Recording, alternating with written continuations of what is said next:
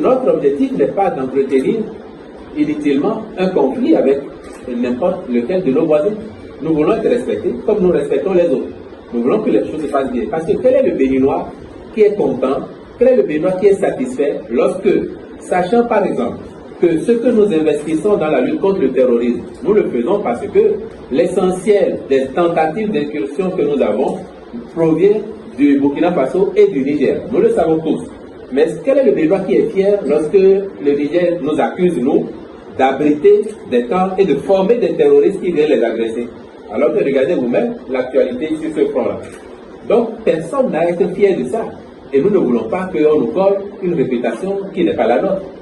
Nous avons dit, à la face du monde, le président Talon, en décembre 2022, devant l'Assemblée nationale, message sur l'état de la nation, que nous avions engagé pour plus de 80 milliards de francs CFA d'investissement, notamment pour construire de petits camps militaires qu'on appelle bases opérationnelles avancées notamment. Et c'est ça que nos voisins considèrent aujourd'hui comme étant des bases militaires étrangères.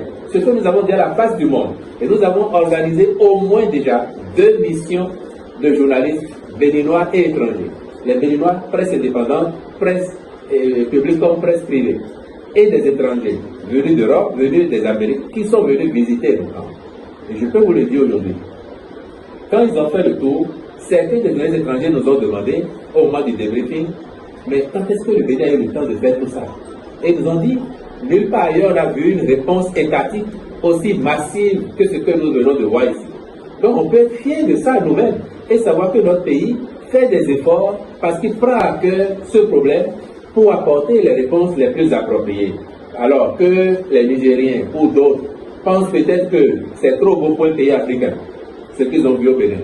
Mais c'est à nous à leur dire que depuis 2016, le Bénin travaille à entrer dans une autre ère où nous essayons de faire les choses bien, en qualité comme en quantité, quand nous en avons les moyens.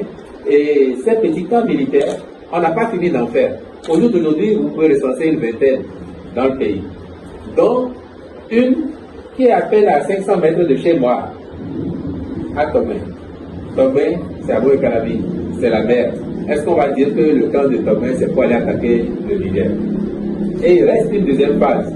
Je crois qu'il nous reste grosso modo 17 encore pour adresser d'autres localités, notamment frontalières aussi, comme Kérou. Et Kérou, c'est avec le Burkina.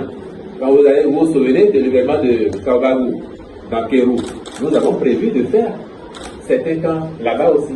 Et c'est dans notre stratégie de riposte à ce phénomène-là pour préserver l'intégrité de notre territoire et assurer la sécurité à nos concitoyens.